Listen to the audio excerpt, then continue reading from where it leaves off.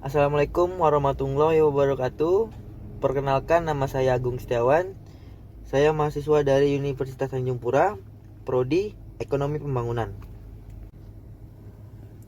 Di sini saya akan menjelaskan tentang materi dualisme dalam pembangunan. Pada tahun 1953, J. Boyke mengeluarkan teori tentang economic and economic policies of society, yang mana artinya adalah dualisme sosial. Dualisme sosial adalah bentroknya sistem sosial yang diimpor dengan sistem sosial asli yang jenisnya berbeda.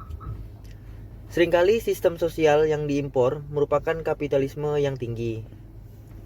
Bentuk yang paling sering ditemukan dari dualisme sosial adalah sistem kapitalisme dan hasil penetrasi kapitalisme yaitu masyarakat prakapitalis. Ciri dari masyarakat kapitalis yaitu dari kegiatan industri maupun perdagangannya. Masyarakat kapitalis memiliki tujuan utama, yaitu mencapai keuntungan untuk dirinya sendiri, kemudian mengutamakan kepentingan pribadi di atas kepentingan bersama, serta dalam modal sangat berpengaruh penting karena sebagai basis. Berikutnya adalah masyarakat prakapitalis, yaitu yang berciri-ciri bersifat komunalisme. Kemudian terdapat originalitas di dalamnya dan produksi hanya dalam lingkup keluarga serta tidak ada campur tangan pedagang profesional, serta produksi dan konsumsi hanyalah berdasarkan pada keluarga bersama. Berikutnya, kritik terhadap teori dualisme Boyke. Menurut salah satu ahli, J.A.C. Mechki, pada tahun 1980, ia menentang dualisme yang mengkontraskan perkebunan besar yang dinamis dan rasional dengan petani kecil yang lemah dan stagnan, dengan menunjukkan fakta bahwa para petani kecil yang disebut Boyke sebagai sektor subsistens kapitalis ternyata tumbuh pesat dan dinamis pada dekade 1920-an. Teori berikutnya adalah dualisme versus segmentasi pasar. Segmentasi pasar adalah kegiatan membagi suatu pasar menjadi kelompok-kelompok pembeli sesuai dengan kebutuhan dan perilaku yang berbeda sesuai kebutuhan. Menurut Chris Manning, Hal Heath, Ross McLeod, dan Howard Dick, yang terjadi di Indonesia bukanlah dualisme ekonomi, melainkan segmentasi pasar. Berikutnya, negara berkembang dan pengalaman Asia Timur.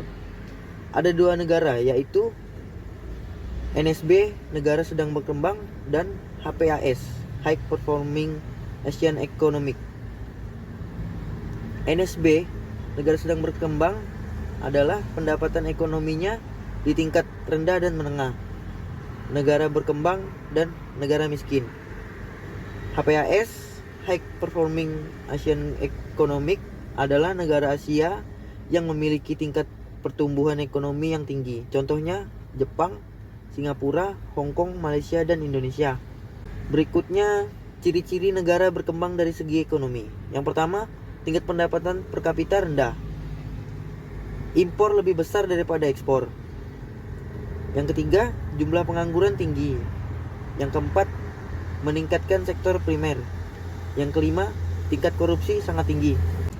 Selanjutnya, ciri-ciri negara berkembang dari segi demografi. Yang pertama, laju pertumbuhan penduduknya sangat tinggi.